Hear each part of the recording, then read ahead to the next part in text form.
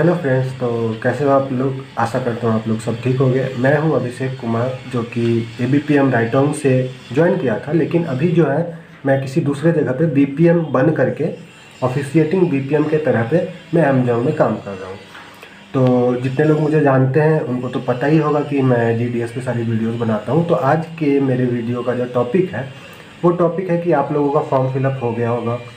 Edit correction का भी date जो है अब ख़त्म हो चुका है, तो एडिट वाले में बहुत लोगों का दिक्कत होता है। किसी का नाम जो है, नाम का स्पेलिंग जो है, किसी का कैपिटल होता है, किसी का स्मॉल होता है।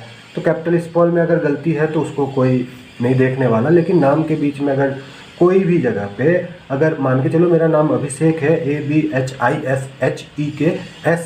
लिख दिया, ई को हटा दिया मैंने, तो उस वक्त मुझे क्या करना पड़ेगा, उस वक्त मुझे एक चीज़ करना पड़ेगा, मुझे एफिडेविट जो है बनवाना पड़ेगा। अब एफिडेविट कहाँ से बनता है, कहीं भी आप अपने जहाँ पे रजिस्ट्री होती है या फिर जहाँ पे ताल्लुक होता है वहाँ पे जाके आप पूछोगे एफिडेविट बनवाना है, वो बना देंगे। आप वहाँ पे जो भी वकील होते हैं, जो भी बैठे होते हैं, उनको आप बोलोगे, वो खुद आपको उस चीज़ में मदद करेंगे।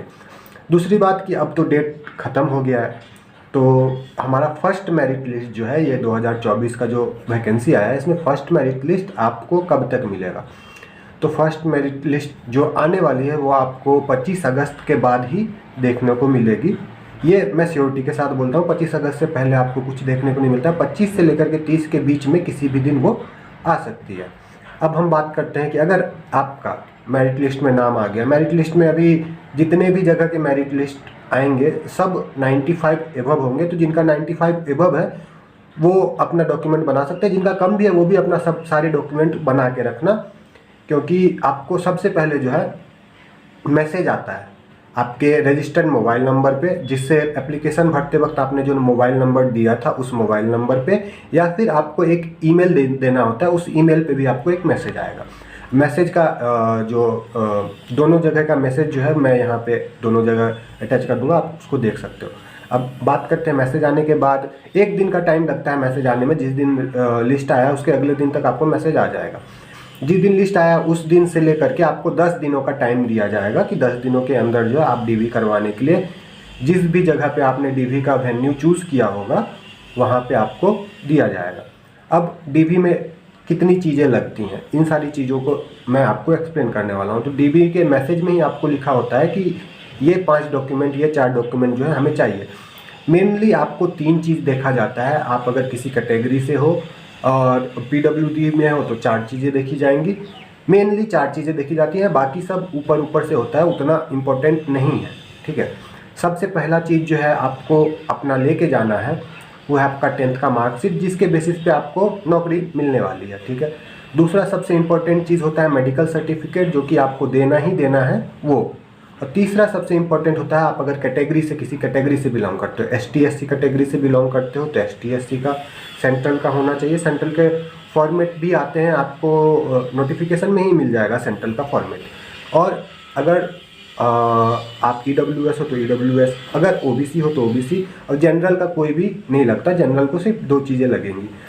PWD वालों के लिए भी PWD सर्टिफिकेट लेके जाना बहुत ही ज़रूरी है। अगर PWD के साथ आप ST SC का भी लेना चाहते हो तो वो दोनों सर्टिफिकेट लेके जाना ज़रूरी है फर्स्ट डॉक्यूमेंट वेरिफिकेशन में। आप इसके साथ साथ क्या क्या ले जाओगे, तो सबसे पहली चीज़ तो 4 अपनी फ़ोटो जो है पासपोर्ट साइज 4 फ़ोटो लेके जाना। जितने भी चीज़ मैं बता रहा हूँ सबके कम से कम 3 फोटो कॉपीज़ करवा लेना। 10th के मार्कशीट का, मेडिकल सर्टिफिकेट का, और आपका जो भी कैटेगरी है उसका, इन सारी चीज़ों का 3-3 जो है जीरोक्स कॉपी आपको लेके जाना है, फ़ोटो कॉपी लेके जाना है। चौथा चीज़ होता है, जो भी आप जब एप्लीकेशन दिया है तो एप्लीकेशन फॉर्म जो होता है उसका 2 फोटो कॉपीज़ आप लेके जाना।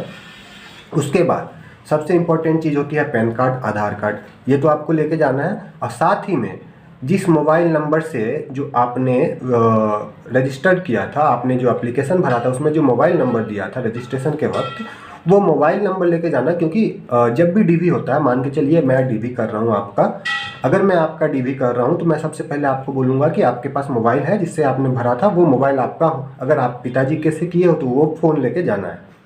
अब उस फ़ोन पे जब भी DV आपका कंप्लीट होगा तो उस फ़ोन पे जो है एक OTP आएगा, जिस OTP को वो लोग फेच करके आपका डॉक्यूमेंट अपलोड करते हैं। डॉक्यूमेंट अपलोड करने का मतलब है आपसे जीरोक्स जो भी है वो जीरोक्स आपको लेंगे और वो स्कैनर में बैठाएंगे, स्कैन हो जाएगा, उसको जैसे साइबर कैफे में अपलोड करते हैं उसी तरह वो लोग अपलोड करके अपने डाटाबेस में रख लेते हैं। ये होता है फर्स्ट डीबी का फुल प्रोसेस। ठीक है, फर्स्ट डीबी का फुल प्रोसेस होने के बाद आपको एक कागज़ दिया जाएगा, मैं आपको वो कागज़ भी फ़ोटो डाल के शो कर दूंगा, आप उसको भी चेक कीजिएगा अभी। और ये कागज़ जो है आपको मिल जाएगा, ये कागज़ में आपको लिखा रहेगा कि हाँ ये क्वालिफाई हो गया, ये क्वालिफाई हो गया, ये क्वालिफाई होगा। देखिए इसमें मेरा जो है मार्कशीट टैली नहीं किया था इन्होंने, इसलिए नहीं किया था क्योंकि मैं हिंदी पढ़ा हूँ, लेकिन मैं मतलब संस्कृत पढ़ा हूँ, लेकिन मैं अनजाने में जब पहली बार फॉर्म भरा था तो मैंने संस्कृत डाला था, जो कि मेरा डीबी रिजेक्ट हो गया था। ये होता है। तो कोई भी आदमी, अगर आप लोगों का कोई भी सब्जेक्ट अलग है और आप अलग सब्जेक्ट भर के जा रहे हो तो मतलब आप रिजेक्ट होने वाले हो, ये तो 100% श्योर है। दूसरी चीज़ है कि आपको हमेशा फॉर्म फिलअप करते वक्त, एडिट करते वक्त अब चेक करना है कि आपका नाम वाम सब सही था कि नहीं। सब अब तो कुछ कर नहीं सकते क्योंकि आपका डेट निकल चुका है। जिनका भी अब फर्स्ट डीबी में नाम आने वाला है वो इन सारी चीज़ों को कर सकते हैं।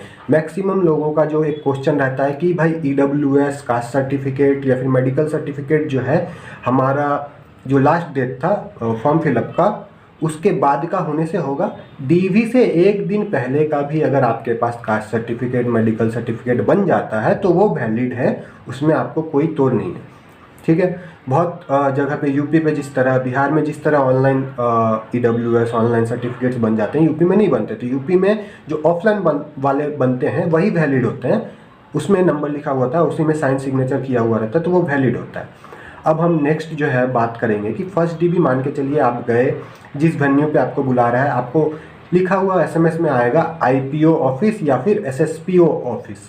ठीक है, तो वहाँ जाके आपको अपना डीबी करवा लेना है। डीबी करवाने के बाद जो है फिर आपको लगभग 20 से 25 दिनों का टाइम दिया जाता है। डीबी डेट जो दिया उससे, लास्ट डेट जो डीबी का दिया है उससे 20 दिन 25 दिन के बाद आपको सेकेंड डीबी का आएगा, और सेकेंड डीबी में फर्स्ट डीबी में जितने भी डॉक्यूमेंट दिए थे वो दोगे। और एक चीज़ एक्स्ट्रा लग जाएगी यहाँ पे, वो है आपको, अगर आपका फर्दर एजुकेशन जो है ग्रेजुएशन का है तो ग्रेजुएशन की डिग्री भी आपको लगेगी, अगर 12th किए हो तो 12th भी लगेगी, और 10th के बाद अगर कुछ भी नहीं किया है तो बस 10th का लगेगा। और साथ में सबसे इम्पोर्टेंट चीज़ है वो है आपका कंप्यूटर सर्टिफिकेट, क्योंकि बहुत जगहों पे अगर 10th में आपने कंप्यूटर पढ़ा है तो नहीं देना है, अगर नहीं पढ़ा है तो आपको बहुत जगहों पे मांगते हैं, बहुत जगहों पे नहीं मांगते। अगर मांगते हैं तो आपको देना पड़ेगा अपने को सेफ गार्ड करने के लिए। ठीक है, अब ये सेकेंड डीबी की बात आप लोगों को मैंने बता दी, मेरा तो ऐसे हुआ था, जैसे मेरा हुआ था मैं उस बेसिस पे आपको बता रहा हूँ। तीसरी चीज़ है, जब सेकेंड डीबी हो जाएगी तो मान के चलो कि आपका जॉब जो है 80% कन्फर्म हो चुका है।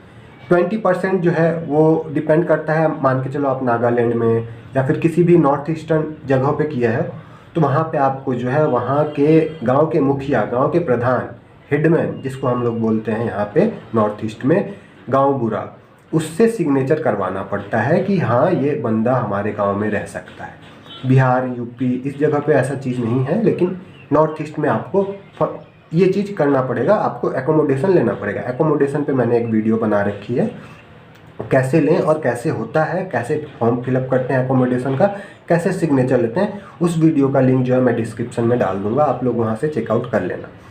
अब जब आपको सेकेंड डीबी हो जाएगा तो सेकेंड डीबी के वक्त ही आपको बोलेंगे कि हमको एकोमोडेशन चाहिए, तो आपको गाँव में जाके वहाँ के हेडमैन, वहाँ के प्रधान से सिग्नेचर लेना पड़ता है। अब जब ये चीज़ें हो जाएंगी तब आपको अटेस्टेशन फॉर्म दिया जाएगा, जिसमें अटेस्टेशन फॉर्म का भी मैंने एक वीडियो बना रखा है, जिसमें बहुत सारी फॉर्म्स रहती हैं, 17 पेजेस की फॉर्म रहती हैं, जिसमें आपको अपने घर पे, मतलब मान के चलो मैं जैसे बिहार से हूँ तो मैं बिहार में जाके SDO ऑफिस से कुछ चीज़ें होती हैं, जैसे आइडेंटिटी सर्टिफिकेट और आइडेंटिटी सर्टिफिकेट हो गया, पुलिस वेरिफिकेशन वाले जो कुछ होते हैं, कुछ चीज़ें होती हैं, उन सारी चीज़ों को जो है हमें जमा करना होता है, जो कि SDO लेवल से होता है। जैसे आइडेंटिटी सर्टिफिकेट हो गया, मतलब आपका कैरेक्टर सर्टिफिकेट हो गया, उसके बाद आपके पास कितने ज़मीन है, ये वगैरह उन सारी चीज़ों के बारे में, तो उसका भी मैं वीडियो बना रखा हूँ अटेस्टेशन फॉर्म का। वो जो है थर्ड प्रोसेस है, first dB, second dB, third में आपको गांव में जाना है, फोर्थ प्रोसेस हो गया आपका अटेस्टेशन फॉर्म। तो अटेस्टेशन फॉर्म का भी वीडियो मैं डाल दूंगा, क्योंकि एक वीडियो में डालना मुश्किल है, मैं आपको जस्ट बता रहा हूँ, आप लोग वीडियो चेकआउट करते रहना 1 2 3 करके। मैं फर्स्ट, सेकेंड, थर्ड, फोर्थ सारी वीडियो 1 2 3 4 करके लिंक डाल दूंगा, आप चेक कर लेना। अब जब आपका अटेस्टेशन फॉर्म हो जाता है तब आपका जो होता है अटेस्टेशन फॉर्म देने के बाद 10 से 15 दिनों के बीच में आपको आपके डीओ ऑफिस, डिविजनल ऑफिस से कॉल आएगा, या फिर आपको ईमेल आएगा, व्हाट्सएप आएगा, या फिर हैंड टू हैंड मतलब लेटर आएगा, ट्रेनिंग लेटर। अब बीपीएम का ट्रेनिंग तो मैंने किया नहीं है, मैंने एबीपीएम का किया है, लेकिन जहाँ तक मुझे लगता है बीपीएम की ट्रेनिंग्स भी 3 दिनों में ख़त्म होती है, बहुत जगह 15 दिनों तक होती है। तो हम जहाँ हैं नॉर्थ ईस्ट में तो बीपीएम की ट्रेनिंग बस 3 दिनों की हुई थी, और एबीपीएम की भी 3 दिनों की हुई थी, लेकिन बीपीएम को 15 डेज़ का ट्रेनिंग दिया जाता है। ट्रेनिंग का आपको एक पैसा नहीं मिलने वाला, आप अपने पैसे से जाओगे, अपने पैसे से रहोगे और अपने पैसे से ही ट्रेनिंग करोगे, ठीक है। अब ट्रेनिंग जब आपको होगा, ट्रेनिंग में कुछ नहीं, कैसे अकाउंट खोलते हैं, कैसे डिवाइस ऑपरेट करते हैं, पीएलआई में कितना परसेंट मिलता है, आरपीएलआई में कितना परसेंट मिलता है, ये सारी चीज़ें बताई जाएंगी। ज़्यादा कुछ इंपॉर्टेंट कुछ खास नहीं रहेगा, लेकिन 3 दिन आपको अटेंड करना है। अब जब ट्रेनिंग हो जाएगी तो फिर आप अपने घर जा सकते हो। जैसे मैं बिहार आ गया था ट्रेनिंग के बाद, फिर 10-15 दिनों के बाद जो है मुझे कॉल किया गया कि आपका ज्वाइनिंग लेटर जो है मिलने वाला है। मुझे रोजगार मेला में, रोजगार मेला पे भी मैंने वीडियो बनाया कि रोजगार मेला में कौन कौन आते हैं, कैसे मिलता है। रोजगार मेला वाला भी वीडियो आप लोग चेक कर सकते हो। मुझे रोजगार मेले में ही अपना ज्वाइनिंग लेटर मिला था। उसी रोजगार मेले का जो है मैंने प्रोफाइल फ़ोटो लगा रखा है अभी अपने यूट्यूब चैनल पे। तो इस तरीके से जो है आपको ज्वाइनिंग मिलेगी। ज्वाइनिंग मिलने के बाद जो है आपको उसी दिन का चार्ज रिपोर्ट भरना पड़ता है। चार्ज रिपोर्ट आप उस दिन से भरोगे और उस दिन से आपकी सैलरी आनी स्टार्ट हो जाएगी। मिनिमम टाइम जो होता है, आप ये सोचोगे कि पहले महीने में ही सैलरी आ जाएगी, ऐसा नहीं होता है। कभी कभी 2 महीने लग जाते हैं सैलरी आने में, लेकिन एक बार जब सैलरी आ गई तो आपको सैलरी हर महीने मिलेगी, महीने के लास्ट डेट को, ठीक है। अब सैलरी का भी प्रोसेस मैंने बता रखा है कि सैलरी के लिए सबसे पहले जो है आपको अपना चार्ज रिपोर्ट भरना पड़ता है। चार्ज रिपोर्ट अकाउंट ऑफिस में जमा करना पड़ता है। चार्ज रिपोर्ट अकाउंट ऑफिस में जमा करने के बाद ही जो है आपकी सैलरी स्टार्ट होगी। और चार्ज रिपोर्ट भरने के बाद सबसे पहले आपको एम्प्लॉय आईडी दिया जाएगा। जिस तरह कहीं भी आप जाओगे तो एम्प्लॉय आईडी आपको मैंडेटरी है। इनकम टैक्स, पोस्ट ऑफिस, जितने भी सरकारी विभाग हैं सारे में आपको एम्प्लॉय आईडी दी जाती है। एम्प्लॉय आईडी मतलब आईडी कार्ड नहीं, नंबर होता है एक। वो नंबर क्रिएट हो जाने के बाद आपको सैलरी जो है कंटिन्यूअस मिलने लगती है। तो ये जो प्रोसेस था, ये ज्वाइनिंग तक का प्रोसेस था, सैलरी तक का प्रोसेस था। इन सारी भी मतलब मैं अभी यहाँ पे जितने भी प्रोसेस बताया हूँ, सारी चीज़ों का वीडियोस जो है मेरा रखा हुआ है अब मेरे चैनल पे, आप लोग चेक कर सकते हो। उसमें 1% भी जो है आपको इधर उधर की बात नहीं, सिर्फ इन्फॉर्मेटिव वीडियोज़ रहेंगी। आप उन सारी वीडियोस को भी चेक करोगे। आशा करता हूँ आपको ये वीडियो जो है अच्छा लगा होगा। और 25 तारीख से लेकर के 30 तारीख के बीच में आशा करता हूँ आपका फर्स्ट लिस्ट में नाम आ जाए। तो आज के लिए बस इतना ही। अगर वीडियो आपको इन्फॉर्मेटिव लग रहा है तो मैंने जो जो वीडियो सजेस्ट किए अपने चैनल के उसको देखिएगा। इस वीडियो पे लाइक कीजिएगा, क्वेश्चन रहने पे कमेंट कीजिएगा और चैनल को सब्सक्राइब कर दीजिएगा, क्योंकि आप लोगों के बीच से ही मैं एक जीडीएस हूँ। मैं आप लोगों को जितना हो सकता है उतना मदद करने की कोशिश करता हूँ, तो आपका भी फ़र्ज़ बनता है मुझे मदद करने के लिए। तो आज के लिए बस इतना ही। फिर मिलते हैं अगले वीडियो में किसी और इन्फॉर्मेटिव वीडियोज़ के साथ। तब तक के लिए जय हिंद, जय भारत।